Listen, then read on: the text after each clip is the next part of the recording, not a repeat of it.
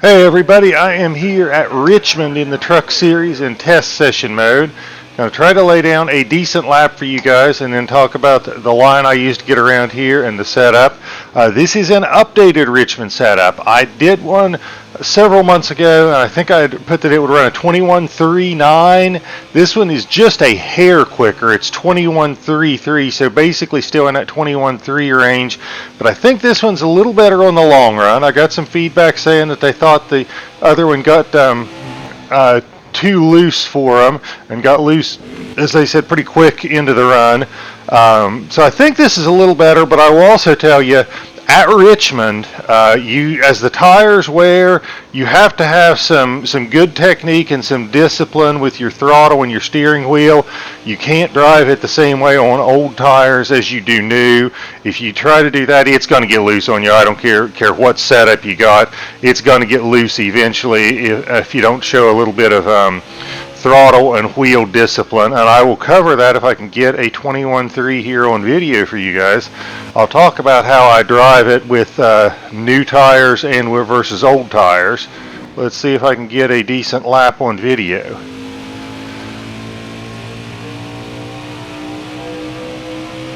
.385, there we go. Got my 3 on video here. So let's talk about how I get around this place. Okay, so first off, coming down here, this is a 3-gear setup. I'm coming down here. I try to take a little bit of a wide arc in, going into 3. About where you see those dotted lines, I am touching the brakes. I am not on them very hard. I mean, I am barely on them, and I am not on them real long. I'm probably getting off of them fairly early, about here. I would say probably just past where that white dotted line is at the bottom. Let me back up so I can show you. This white dotted line that is right beside me, I probably hit the brakes I mean barely on the brakes, just as I'm getting to that line. Sorry, phone's ringing. But just as I'm getting that white line, then just past it, I'm probably off of it. I am letting the car roll. You gotta let the car roll kind of at Richmond. As I am coming around here and trying to get back into throttle, I am usually trying to get back into throttle at least by this yellow line, maybe sooner. But then I am back into throttle. Once I get out here a little ways, I'm not concerned about sticking right to this suggested line. What I'll do is let it drift up a little bit and probably run just a hair above that, and then I am out by the wall coming down the front straight. And then when we get into turn 1, what I'm going to do is, you got these signs on the inside wall. About the time you're hitting probably the middle of these, probably that go bowling sign, is when I am off the brake, off the gas, and just barely touching the brakes. I kind of take a wide arc in, so I'm a little high coming in, and then I get off the brakes and let it kind of roll the corner. And I don't let it roll very much here. Almost here when I am off the brakes, I'm pretty quick to getting back on the gas. I try to get it down to the bottom as I'm exiting, but I'm not concerned about being at the bottom on entry. I take kind of a high arc into it, or as I call it, a late entry. And then as you're coming off the corner, I let it drift up to the wall. Now, let's talk about the tires and the tire wear. Especially coming off 2, it is a big deal. So let's run a loop around here. What you've got to do is, when you start getting back in the gas as the tires wear, you can't mash the gas. You got to ease your way back in. And I don't mean ease your way back in like you got to be down on the straightaway before you're wide open, but I mean from the time you touch the throttle till you're wide open needs to be a second or a second and a half probably. Okay, the other thing that happens is when the tires wear and I am turning the wheel pretty hard coming through the corner, okay, and I start easing my way back on the gas, I need to be straightening the wheel back up before I am wide open on the gas. So if the tires are wearing and you still got the wheel cranked hard left and you're trying to go wide open, it's going to get loose on you. I guarantee it. I don't care whose setup you have in or how tight you try to make it. You have to get in the habit of saying, I'm straightening the wheel back up before I'm getting wide open. Now, you can have the wheel turned and still be getting on the gas, but by the time you're getting that thing wide open, you need to be straightening the wheel back up. If you're still trying to turn it when you're wide open on old tires, you're going to get loose. It's going to happen. So that is my techniques for Richmond. It took me a couple of tries here to get these 21.3s, but I did do a full fuel run. When I did a full fuel run, it only got down to about a 22.2, I think, at the end of the run.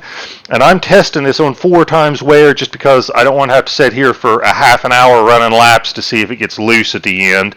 But I think we're going to go here and let's see if I can show all these laps here.